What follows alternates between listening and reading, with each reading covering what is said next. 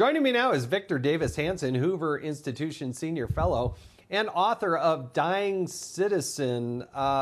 Victor, I mean, Rachel Maddow said it. It must be true that if you've gotten vaccinated, no chance. It stops right there. Yeah, you know, I don't want to be too cynical, Jason, but I don't think the media exists as we once knew it. It's fused with the left-wing movement and the Democratic Party. And that's why Trump had not been in office more than 90 days, and the liberal Shorenstein Center at Harvard said that 93% of the coverage was biased against him. And we had prominent marquee journalists, Christiane Amanpour, Jim Rittenhouse, Jorge Ramos. They said they couldn't be disinterested because of the Trump phenomenon. And so if you would believe the media, then we heard that Andrew Cuomo was a professional and gifted governor. Chris Cuomo was a professional journalist. There was no relation between the Wuhan Level 4 lab and the origins of COVID. The Chinese were very sober and judicious in the way they handled the outbreak. We were told that somehow in Waukesha, there was an autopilot SUV that killed 6 people and injured 62, but we didn't really know much about the driver or what. We were told the Rittenhouse trial, where there was white-on-white violence, was simply about race.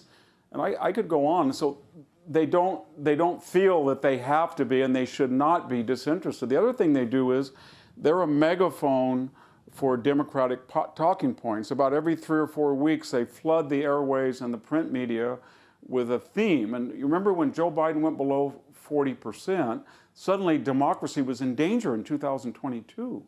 2024, we could lose the country. And they had just told us it was very resilient in electing Joe Biden. And then we were told that we might face a coup. And military officers were writing in the Washington Post, for example, that there was a danger of a coup in 2024. Very ironic, because there were people on the left that had almost advocated a coup if it was necessary to get rid of Donald Trump. And then with Joe Manchin suddenly is a renegade in the Senate, and now we're flooded the last week with the idea, well, the Senate doesn't practice equity. It's an archaic, ossified institution.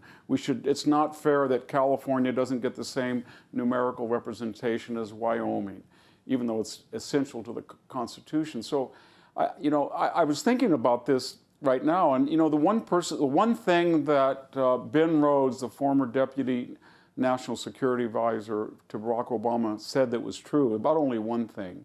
He said that these people are 20 and 30 somethings that know nothing, and we create an echo chamber and we feed them stuff and they reverberate it and magnify it back. And I think that's what the media is. It's not fair to call them the media. They're an extension of this progressive movement. I've got 30 seconds, Victor, but if I said to you, what did Joe Biden actually do and accomplish in 2021? Can you really honestly name anything?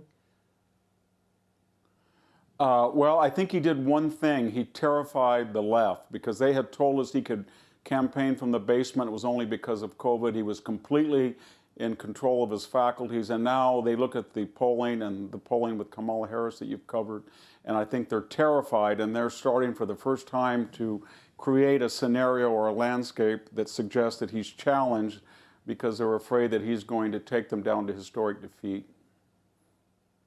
Wow, yeah. Victor, you're one of the smartest guys we get to talk to. I thank you for joining us here on the Ingram Angle. Really do appreciate it. Have a wonderful New Year.